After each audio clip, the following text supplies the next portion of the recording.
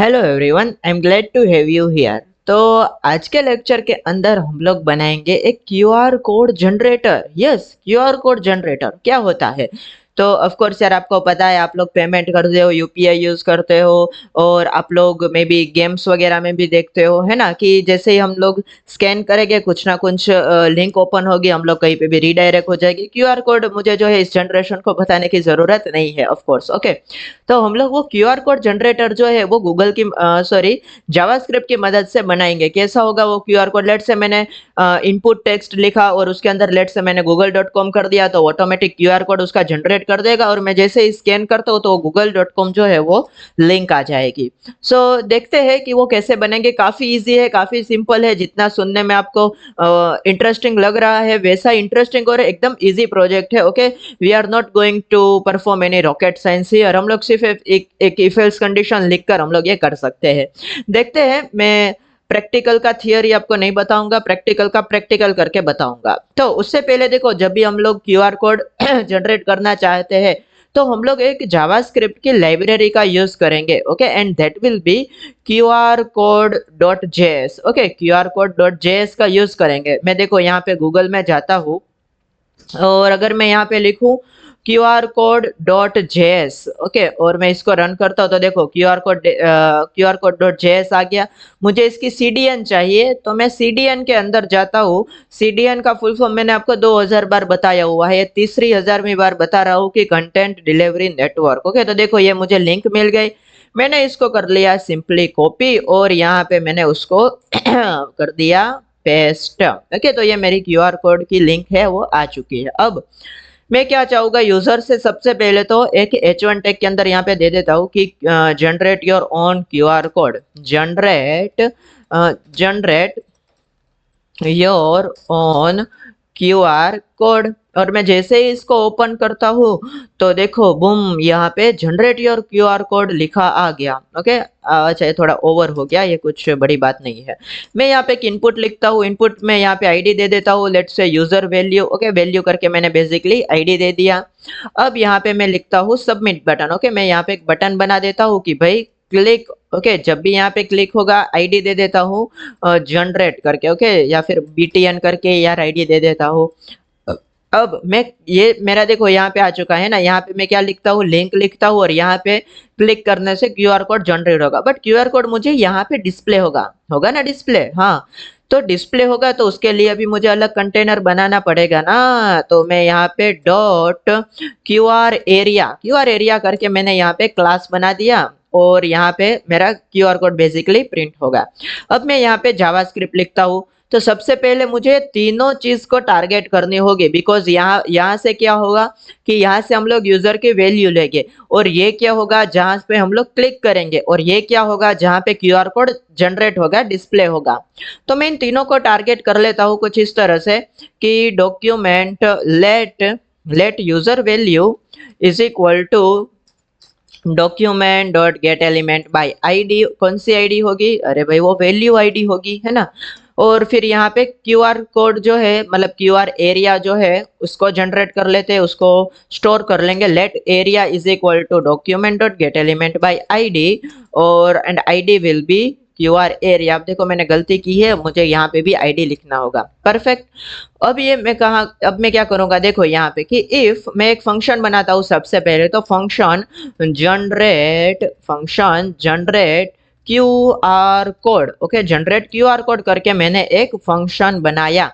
ये फंक्शन क्या करेगा? सबसे पहले तो मुझे यूजर की वैल्यू चेक करनी होगी ना, कि अगर वो एग्जिस्ट करता है, अगर यूजर की वैल्यू एग्जिस्ट करती है, अगर यूजर कुछ इनपुट करता है तभी क्यूआर कोड जनरेट होगा। हम ऐसे तो नहीं करा देंगे।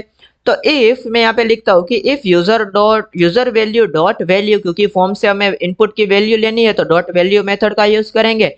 If user value dot value, okay, अगर वैल्यू एग्जिस्ट करती है तो क्या करेंगे हम लोग? New QR code. Okay, new QR code करके हम लोग फंक्शन लिखेंगे। अब ये फंक्शन क्या करेगा, बेसिकली एक क्यूआर कोड जनरेट करके देगा, बट मुझे इसके अंदर दो पैरामीटर देने होंगे, ऐसे ही नहीं होगा, दो पैरामीटर। कौन से पैरामीटर हो गए वो, तो पैरामीटर होगा यहाँ पे सबसे पहले तो कंटेनर हो गया, मतलब कि कहाँ पे हम लोग प्रिंट कराने वाले हैं, तो वो क्यूआर एरिया के अंदर। और क्यूआर एरिया जो है वो हमने इस वैल्यू के अंदर, मतलब इस वेरिएबल के अंदर स्टोर किया है, दैट इज एरिया।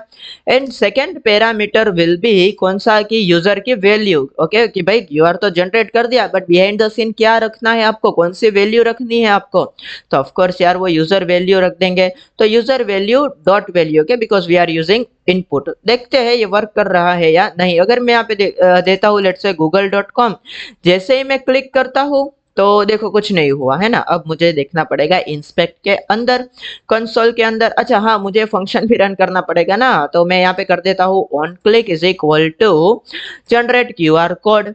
अब मैं देखता हूँ, मैं यहाँ पे लिखता हूँ google.com, मैं जैसे ही क्लिक करता हूँ तो देखो यहाँ पे साक्षात क्यूआर कोड प्रकट हो चुका है। बट मैं यहाँ पे थोड़ा सा ना इसको मार्जिन दे देता हूँ, स्टाइल में इनलाइन ही दे देता हूँ यार, मार्जिन टॉप 40 पिक्सल। रिफ्रेश करता हूँ, मैं यहाँ पे देता हूँ let's say microsoft.com। Okay, microsoft.com। मैं जैसे ही क्लिक करता हूँ तो देखो बूम, यहाँ पे हमारा क्यूआर कोड आ चुका है। तो एकदम इजी पीजी था, है ना। हमने कुछ नहीं किया, यूजर का वैल्यू लिया, देन हमने क्यूआर कोड का एक एरिया डिफाइन किया, और अगर उसकी वैल्यू एग्जिस्ट करती होगी तो न्यू क्यूआर कोड बना देंगे। अब ये न्यू क्यूआर कोड फंक्शन कहाँ से आया, क्या वो जावास्क्रिप्ट का इनबिल्ट फंक्शन है? नहीं, वो जावास्क्रिप्ट का इनबिल्ट फंक्शन नहीं है, वो आया है हमारी इस सीडीएन से। ओके, सीडीएन का फुल फॉर्म मैंने आपको 3000 बार बताया, ये 4000 बार बता रहा हूँ कि कंटेंट डिलीवरी नेटवर्क। अच्छा मैं लिख देता हूँ यार, हर बार 1000 2000 3000 क्या करना, सीडीएन यानी कि content delivery network. Okay, content delivery network. तो ये यहाँ से आ रहा है। देखो अब मैं अगर इसको कमेंट कर देता हूँ, और अब आप एक्सपेक्ट करोगे कि जनरेट हो जाएगा, कहाँ से होगा यार, वो मुझे एरर देगा ना कि भाई QR code is not defined. तो वो डिफाइन करने के लिए हम लोग ये सीडीएन लिंक कराते हैं। अब मैं अगर यहाँ पे दे दूँ लेट्स से netflix.com google.com, ठीक है चलो ये मैंने क्यूआर कोड जनरेट कर दिया। बट अब थोड़े ट्रस्ट इश्यूज की बात करते हैं कि भाई क्यूआर कोड तो जनरेट हो गया, but how do I believe कि इसके पीछे गूगल की लिंक है, मतलब कि अगर मैं इसको स्कैन करता हूँ तो वो गूगल ही ओपन करेगा। मैं आपको प्रूफ दिखाता हूँ, देखो ये मैंने फोन अपना चार्जिंग में से निकाला और मैं इसको अनलॉक कर देता हूँ, और मेरा फोन बहुत सुपर फास्ट चलता है। ओके, तो आपको आधा घंटा वेट करना पड़ेगा। और मैं जैसे इसको ओपन करता हूँ, I know you are being impatient. Okay, तो देखो मैंने यहाँ पे रिसेंटली गूगल ओपन कर लिया है। ओके, तो देखो गूगल ओपन किया मैंने, और मैंने यहाँ पे इस बटन पे क्लिक किया जिससे हम लोग क्यूआर कोड स्कैन करते हैं, और मैं यहाँ पे करता हूँ स्कैन। ओके, तो यहाँ पे सर्च विथ योर कैमरा, आप खुद से भी ट्राई कीजिए। ओके, डोंट ट्रस्ट मी, आप खुद से ट्राई कीजिए। देखो मैं ना इसको स्कैन करता हूँ, मैंने किया खचाक करके, मैंने इसको स्कैन किया, और अब देखो देखो यहाँ पे आ चुका है google.com। आपको ये थोड़ा रिवर्स दिख रहा होगा। Okay, but you got my point कि यहाँ पे हमें सक्सेसफुली google.com जनरेट होके मिल चुका है। तो आई होप कि आपको समझ में आया कि कैसे हम लोग करते हैं क्यूआर कोड जनरेशन, मतलब क्यूआर कोड जनरेट कैसे करते हैं वो आपको समझ में आ गया। और अब नेक्स्ट टाइम अब जब भी आप यूपीआई और पेमेंट वगैरह यूज करें तो आप इसका जरूर यूज करना, ठीक है। So thank you very much for watching, will see you in the very next video.